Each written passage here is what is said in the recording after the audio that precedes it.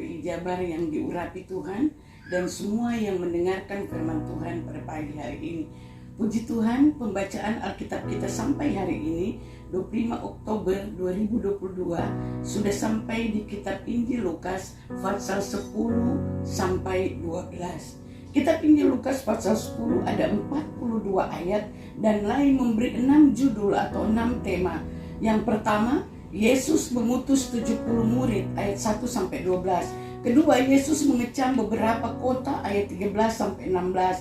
Ketiga, kembalinya ke 70 murid ayat 17 sampai 20. Empat, ucapan syukur dan bahagia ayat 21 sampai 24. Kelima, orang Samaria yang murah hati ayat 25 sampai 37. 6, Maria dan Marta ayat 38 sampai 42. Lukas pasal 11 ada 54 ayat dan lain memberi 7 judul atau 7 tema. Yang pertama, hal berdoa, yaitu ayat 1 sampai 13. Kedua, Yesus dan Beelzebul ayat 14 sampai 23. 3, kembalinya roh jahat ayat 24 sampai 26. 4, siapa yang berbahagia ayat 27 sampai 28. 5, tanda Yunus ayat 29 sampai 32. 6, pelita tubuh ayat 33 sampai 36. Dan yang ketujuh, Yesus mengecam orang Farisi dan ahli Taurat ayat 37 sampai 54. Lukas pasal yang ke-12 ada 59 ayat dan ada 6 judul atau 6 tema yang dicatat oleh Lembaga Alkitab Indonesia. Pertama, pengajaran khusus bagi murid-muridnya ayat 1 sampai 12. Kedua, orang kaya yang bodoh ayat 13 sampai 21. Ketiga, hal kekhawatiran ayat 22 sampai 34. 4, kewaspadaan ayat 35 sampai 48. 5, Yesus membawa pemisahan ayat yang ke-49 sampai 53. Dan yang ke-6, menilai Saman ayat 54 sampai 59. Tapi renungan pagi hari ini saya ambil dari Lukas pasal yang ke-12 sampai Lukas pasal 12 ayat 22 sampai yang ke-34. Di sini lain memberi tema hal kekhawatiran. Saudara-saudari yang saya kasihi dalam Kristus Yesus, selagi manusia hidup tentunya dia butuh sandang pangan.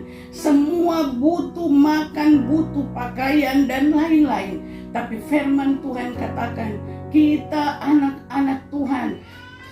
Tuhan sudah tahu kebutuhan kita atau apa saja yang kita butuhkan. Tuhan tahu semuanya. Dan kamu memang memerlukan, kata Tuhan dalam Lukas 12 ayat 30b. Tapi Bapa tahu bahwa kamu memang memerlukannya. Tapi ada 4 kata jangan yang dicatat dalam kitab Injil Lukas pasal 12 ini. Yang pertama, jangan khawatir. Mari saya akan membacakannya di dalam Lukas pasal yang ke-12 ayat yang ke-22. Yesus berkata pada muridnya, karena itu aku berkata kepadamu, janganlah khawatir akan hidupmu, akan apa yang hendak kamu makan, dan jangan khawatir juga akan tubuhmu, akan apa yang hendak kamu pakai. Dan yang kedua, jangan mempersoalkan.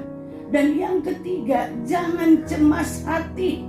Mari kita baca dan saya akan membacakannya dalam Lukas pasal 12 ayat 29. Janganlah kamu mempersoalkan apa yang akan kamu makan dan apa yang akan kamu minum.